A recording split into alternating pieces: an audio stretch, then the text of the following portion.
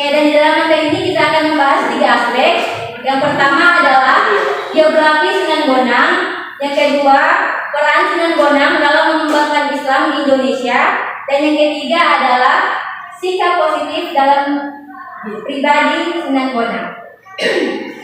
Yang pertama kita akan membahas mengenai geografi Sunan Bonang dulu. Jadi nama asli Sunan Bonang adalah Mahdur Ibrahim. Ia adalah putra keempat dari Sunan Ampel dari pernikahannya dengan Nyi Ajeng Manila. Nyi Ajeng Manila ini adalah putri Arya Teja, Bupati Tuban pada saat itu. Kemudian Sunan Bonang diperkirakan lahir pada tahun 1465 Masehi. Silsilah keturunannya bersambung dengan Rasulullah SAW lewat Sayyidina Husain bin Ali dan Fatimah putri Rasulullah SAW. Kemudian Raden Mahdur Ibrahim belajar ilmu agama langsung kepada ayahnya bersama Raden Patah, Raden Paku, dan Raden Husain. Dia juga belajar ilmu agama kepada pamannya yang bernama Syekh Maulana Malik Ibrahim. Dan Sunan Bonang diperkirakan wafat pada tahun 1525 Masehi. Itu adalah sedikit biografi dari Sunan Bonang.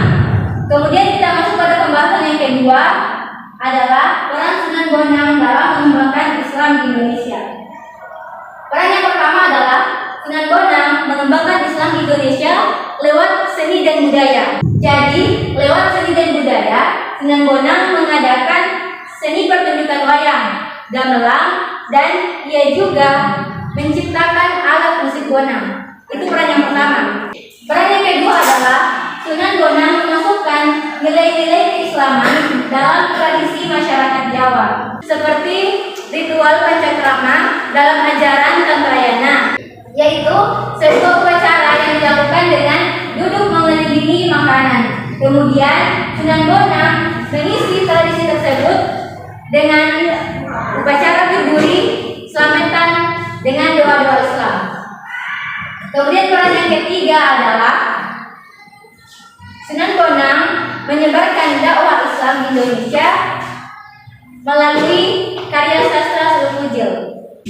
Sunan Bonang menulis tentang pengetahuan tasawuf yang lebih mendalam dalam karyanya yang berjudul Sulukujil, yang ditulis dalam sastra Jawa, berbentuk tembang yang berisi pesan agama. Itu adalah 3 peran dari Sunan Bonang. Kemudian kita masuk pada pembahasan yang ketiga adalah sikap positif dalam pribadi Sunan Bonang. Sikap positif dalam pribadi Sunan Bonang yang pertama adalah ia adalah seorang yang gigih dan ulet dalam menjalankan dakwah Islam. Kemudian yang kedua, ia adalah sosok seniman kreatif dan inovatif dalam mengembangkan dakwah Islam melalui seni dan sastra. Dan yang ketiga adalah Sunan Bonang dikenal sebagai seorang yang toleran dan bijaksana dalam mengembangkan Islam di Indonesia. Mungkin itu adalah pembahasan dari Ibu pada pagi hari ini. Dan sekarang Ibu akan menerapkan suatu metode yang mana metode itu bernama talking stick. Yang mana talking stick ini merupakan tipe pembelajaran kelompok dengan bantuan tongkat. Nah, Ibu akan membagi 2 kelompok. Kemudian masing-masing kelompok itu akan diberi tongkat. Dan setelah itu masing-masing kelompok membuat pertanyaan. Dan kemudian Ibu akan mengambil pertanyaan itu dan memberikan secara acak kepada kelompok-kelompok lain. Setelah itu, tongkat kan di sini berfungsi kita menyanyikan sebuah lagu. Apabila lagu itu berhenti pada salah satu anggota kelompok, maka kelompok itulah yang akan menjawab pertanyaan tersebut. Ya, paham? Kelompok 1 di sebelah kiri, kelompok 2 sebelah kanan. Ya, 6 kelompok kanan, kiri 5 kelompok. Silakan bagi kelompoknya dikasih kembali. Bacakan aja.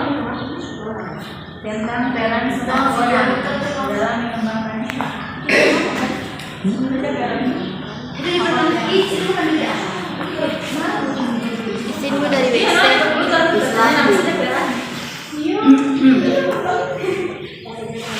Ibu sudah ibu. Ibu sudah. Yang lain sudah?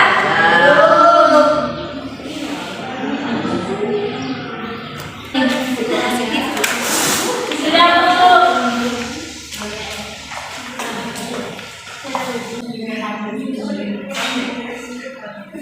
Kepada kelompok 2 dan pertanyaan kelompok 2 akan diberikan kepada kelompok 1. Saya menyanyikan lagu vokal, lagu balik pada 5 sambil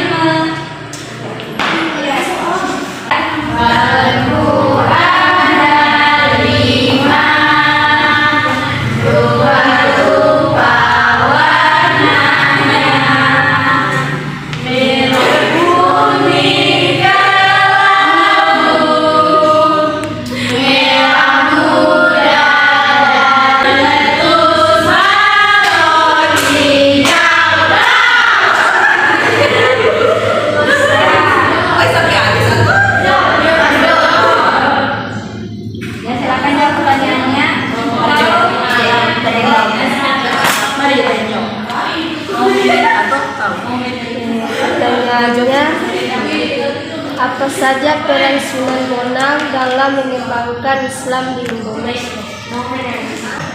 Mengembangkan dakwah Islam lewat seni budaya. Yang kedua, menjelaskan nilai-nilai keislaman pada tradisi masyarakat. Yang ketiga, menjelaskan dakwah melalui karya sastra.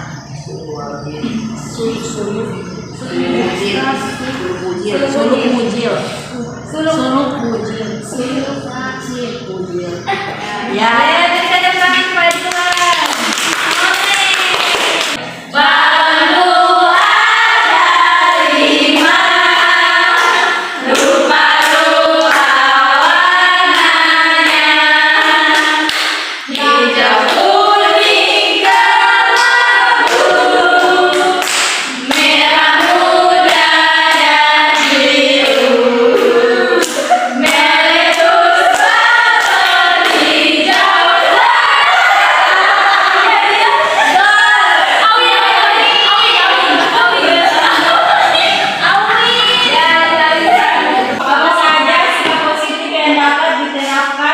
Dalam keseharian dan Sunan Bonang, boleh dalam menjalankan Islam.